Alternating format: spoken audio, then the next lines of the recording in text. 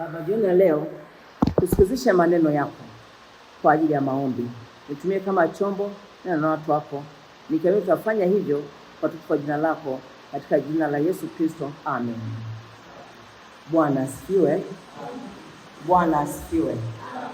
Na tunamshukuru Mungu kwa ajili ya siku yetu ya pili ambayo Mungu ametupa neema ya kuwepo hapa tukiwawakilisha na wenzetu ambao hawajapata nafasi. Yaani na kule walipo na wao wanajihudhurisha kwa njia ya maombi katika ulimwengu wa roho. Lakini sisi tumepata nafasi ya kufika katika madhabahu katika kituo hiki.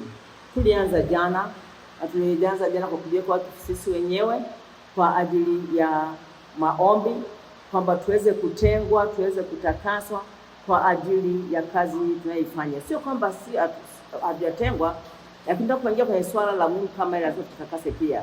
Na tuliomba kwamba kwa siku ambazo tunazo pasije pakainuka kitu chochote kibaya, pasiwe na magonjwa, pasiwe na misiba, pasiwe na taarifa mbaya ambayo italeta upinzani katika maombi haya.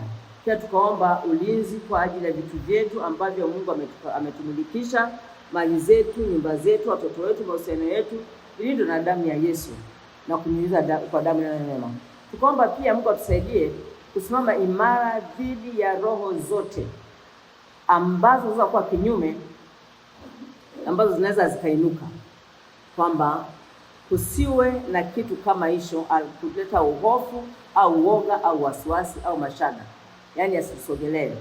Warumi 8:5 anasema kwamba kwa kuwa hamkupokea tena roho ya utumwa iletayo hofu, bali mlipokea roho ya kufanywa wana, ambayo kwa hiyo twalia Aba, yaani Baba. Kwa hiyo tunaona kabisa kwamba lazima tuwe na roho ya ujasiri, tuwe na roho ya kusimama imara, tusiogope kitu chochote ambacho kinaweza kutupinga. Leo tunaingia katika siku ya pili. Nilisema maombi ya safari hii kwanza ni maombi yanayohusu agano kwa ajili ya utumishi au kwa ajili ya huduma. Maombi kwa ajili ya agano linalohusu utumishi na huduma, au la kumtumikia Mungu au la kumhudumia Mungu. Na jana nianza kwa kusema hivi, mara nyingi maombi yetu tunapoomba huwa hayajibiwi. Unajua, mnatoka kwenye maombi mnapokuwa mmefanya kitu, lakini baada ya muda mnakuta mnarudi kwenye maeneo yale yale, kwenye hali ile ile iliyokuwepo. Kwa hiyo nikasema Mungu atusaidie safari hii. Na tulisoma katika ile andiko la Isaya kwamba dhambi zetu zinatutenga na uso wa nani? Wa Mungu. Yaani maovu na dhambi zetu. Kwa hiyo nikasema sasa tutashughulikia sana, kwa sababu lengo tunataka tukue kiroho. Lengo sio kuingia kwenye maombi. Tunataka ukitoka kwenye maombi utoke na badiliko ambalo kwa limesababisha kutoka hatua moja kwenda hatua nyingine. Bwana asifiwe. Kwa jana kwa wale ambao hawakuepo, tunaona dhambi ni uasi. Na tukasema na dhambi ni neno la jumla la kupungukiwa na kiwango cha Mungu au uvunjaji wa sheria yake. Sababu nilisema uovu na dhambi. Kwa hiyo nikasema dhambi ni uasi, kwa hiyo nikaeleza neno moja moja kwamba dhambi ni neno la ujumla la kupungukiwa na kiwango cha Mungu au uvunjaji wa sheria yake. Nikasema uasi ni tendo la makusudi la kuvuka mstari wa Mungu kwa kitendo maalum au ukaidi. Nikasema uovu ni hali ya ndani zaidi. Yaani uovu hauonekani, dhambi inaonekana sasa ndio hauonekani, lakini uovu nikasema ni hali ya ndani zaidi iliyokita mizizi zaidi ya udhalimu na upotovu unaoongoza kwenye dhambi na uasi. Sasa haya yote, dhambi, uasi, uovu, makosa, yanarejelea kosa, yaani ukiukaji wa makusudi au sheria au amri ambayo tumepewa na Mungu, ambayo inasababisha sisi kujibu maombi. Wapendwa, kuokoka ni jambo moja na kuishi maisha ya utakatifu ni jambo la pili. Shetani haogopi kwamba umeokoka, hapana. Shetani anachoogopa ni yale maisha unayoishi baada ya wokovu. Nikasema pingamizi la mambo yote haya, tulisoma jana katika Yohana 10:10 kwamba shetani anakuja ili afanye nini? Aibe, achinje na kuharibu. Kwa hiyo shetani anafanya kila mbinu kufanya watu wa Mungu tubaki tunakiri wokovu, lakini ndani yetu pasiwe na badiliko. Tunahitaji badiliko. tumekemea sana mapepo, tumekemea sana, tumevunja sana madhabahu. Mbona tunakemea na kuvunja madhabahu? Mbona hatuna badiliko? Yaani mambo ya safari tunataka tujipeleke kwa Mungu, ili Mungu atusaidie, mimi binafsi, wewe binafsi na yule, tubadilike, tuwe na badiliko. Si swala la kuomba tu, tunahitaji tuwe na badiliko. Bwana asifiwe. Bwana asifiwe. Sasa haya leo yanatokea kwa sababu ya kukataa kulifuata neno la Mungu. Kwa sisi ambao tumemwamini, tunafanya makusudi kabisa, kwani tunalisoma neno, tunahubiriwa neno, tunafundishwa neno, lakini bado tukitoka turudi kule kule. Kuna wakati mwingine ni vigumu sana mtu kutenganisha aliyeamini, aliyeokoka na mtu wa mataifa, sababu matendo yetu, mwenendo wetu, maneno yetu yanamwakilisha shetani na sio Mungu. Lakini tunaingia kwenye maombi kila wakati. Naomba katika maombi kwanza mwaka huu, yaani umuombe Mungu akusaidie yale mambo ambayo ni kizuizi, yale mambo ambayo ni dhambi inayokuzinga kwa haraka. Kila mtu ana dhambi yake ambayo inamzinga kwa haraka. Soma kwenye Waebrania 12 mstari wa kwanza, Biblia inasema hivi. Waebrania 12 mstari wa kwanza. Basi na sisi pia, kwa kuwa tunazungukwa na wingi kubwa la mashahidi namna hii, na tuweke kando kila mzigo mzito na dhambi ile ituzingayo kwa upesi, na tupige mbio kwa saburi katika yale mashindano yaliyowekwa mbele yetu, kumtazama Yesu mwenye kuanzisha na mwenye kutimiza imani yetu, ambaye kwa ajili ya furaha iliyowekwa mbele yake alistahimili msalaba na kudharau aibu, naye ameketi mkono wa kuume wa kiti cha enzi cha Mungu. Kwa hiyo kila mmoja ana dhambi ambayo inamzinga. Sasa inafika mahali tunasema mimi huyu ni udhaifu wangu, mimi ni udhaifu wangu. Mungu hataki tuishi na udhaifu. Pale msalabani alipokwenda alimaliza kila kitu.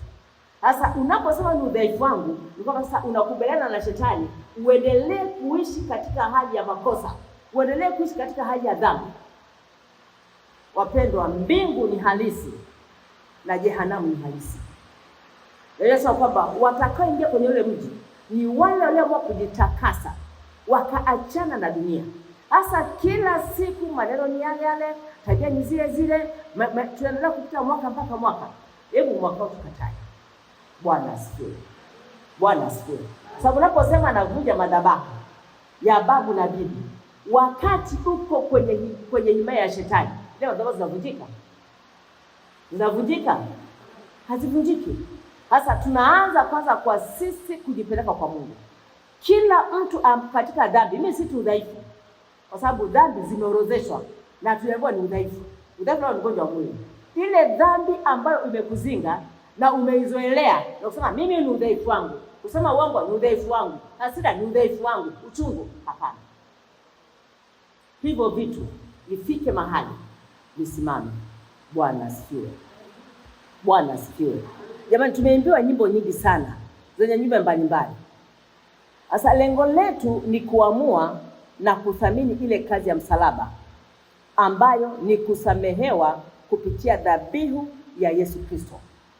Hebu naomba kila mtu dhamiria kwamba nataka nione thamani ya msalaba. Nataka nione kile kitu alichofanya pale Yesu. Nataka nione ile thamani ya damu ya Yesu ambayo inanena mema kwa ajili yangu. Kusoma katika Isaya 53 mstari wa 5. Isaya 53 mstari wa 5. Biblia inasema inaonyesha kwamba Kristo alijeruhiwa kwa makosa yetu, alichubuliwa kwa maovu yetu. Adhabu ya amani yetu ilikuwa juu yake, na kwa kupigwa kwake sisi tumepona. Kwa hiyo Yesu alikubali kuvumilia adhabu, mateso ya msalaba kwa ajili yetu. Kwa sababu nilisema jana, kuanzia mwanzo Adamu na Hawa alipofanya dhambi, maisha yalibadilika. Na imeenda kwa miaka mpaka sasa anakuja kuzaliwa. Lengo ni kwamba Yesu aturudishie ile asili ya kwetu ya utakatifu. Biblia inasema kwamba watakatifu walioko duniani ndio walio bora na wapendeza Mungu. Kwa inawezekana ukiamua. Bwana asifiwe. Tuamini kazi ya msalaba. Kristo alisulubiwa kwa sababu tumetenda dhambi na tumekosa mbele za Mungu. Na hili kabla halijatokea lilitabiriwa sio tu na nabii mmoja, lakini ikabudiwa na watu wengi. Tumesoma pale kwenye Isaya, tumesoma pia katika Zaburi 22 mstari wa 16. Yaani walikuwa hapa ni Daudi, walikuwa wanaandika kwa namna mbalimbali kuonyesha kwamba Yesu atafungwa, Yesu atateswa kwa ajili yetu, ili mimi na wewe kwa kumwamini yeye na kuziacha dhambi tuweze kuishi nje ya vifungo. Zaburi 22 mstari wa 16. Zaburi 22 mstari wa 16 nasema kwamba kwa maana mbwa wamenizunguka, kusanyiko la waovu wamenisonga, wamenizuia mikono na miguu. Kwa hiyo hapa inaelezea kwamba yani ni kama Yesu alikuwa anatabiriwa kwamba waovu wamezunguka kama mbwa, alafu amezuia mikono yake na miguu. Kwa maana kwamba mikono yake ilifika mahali akapigiliwa huku na huku na miguu, asingeweza kufika kwa jambo lolote, lakini hata alikuwa kwa ajili yangu mimi na wewe. Bwana asifiwe. Sasa haya ni maelezo mengine ya unabii kuhusu kusulubishwa kwa Yesu. Unaweza kusoma pia katika Zakaria 12:10 usoma kwa muda wako. Pia ukisoma katika Yohana 19:34. Yohana 19:34 anasema, lakini askari mmoja wapo alimchoma ubavu kwa mkuki, na mara ikatoka damu na maji. Lengo kubwa ni kuwa na uwezo wa kuingia kwenye agano la utumishi, huduma, ambapo haya yatawezekana kupitia neno na maombi. Yesu alishafanya kazi, na Yesu ametuita kwa maneno mengi kwa namna nyingi. Njooni kwangu ninyi msumbukao nanyi kulima na mzigo nami nitawapumzisha. Anasema mtu akishaingia kwake yeye hata mtupa, hata mfukuza. Yaani Yesu anataka kutubembeleza kwamba ifike mahali tuzichukie dhambi. Naomba dhambi yako usiseme ni udhaifu, hiyo ni dhambi. Ukisema ni udhaifu, shetani anaibatiza jina ambalo tutaweza kuiacha. Dhambi ni dhambi. Bwana asifiwe. Bwana asifiwe. Sasa shida iliyopo wewe tunakwamba kwa sababu hatujibii maombi. Na hii ni kwa sababu hatuna uhusiano sahihi na Mungu. Wapendwa, kama uhusiano na Mungu sio mzuri, usitegemee maombi kujibiwa. Unaweza kuwa ulianajibiwa kidogo kidogo, lakini ili Mungu akujibu kwa utimilifu, ili Mungu akujibu kwa ukamilifu, lazima uhusiano wako na Mungu uwe mzuri. Na ni lazima ufanye agano kwamba mimi nimeamua kuokoka. Kuokoka ni kitu kingine, kumtumikia Mungu ni kitu kingine, lakini na kufanya agano kwamba ninashirikiana na wewe katika agano hili kuanzia sasa nimeokoka. Na niko tayari katika utumishi, niko tayari katika huduma. Yaani ukate shauri wewe mwenyewe. Kuna watu wengi wanamtumikia Mungu kwa njia mbalimbali, wanafanya makanisa, wanahubiri, wanaimba, lakini hajawahi kuingia kwenye agano yeye na Mungu binafsi. Kwenye maombi haya ifike mahali uamue kufanya agano na Mungu kwamba nataka nikutumikie, kwamba nimeokoka. Yaani ingia katika agano. Agano ndio pekee ambalo litakushikilia wewe katika mapito yako. Bwana asifiwe. Bwana asifiwe. Kwa lengo kubwa ni kuwa na uwezo wa kuingia kwenye agano la utumishi na huduma, ambapo haya yatawezekana kupitia kazi ya msalaba, kupitia neno la Mungu na kupitia maombi. Bwana asifiwe. Bwana asifiwe. Nimesema shida kubwa ni uhusiano wetu na nani? Na Mungu sio sahihi. Na hii ni kwa sababu ya tabia zenye kushikiliwa na uovu, tabia zenye kushikiliwa na dhambi.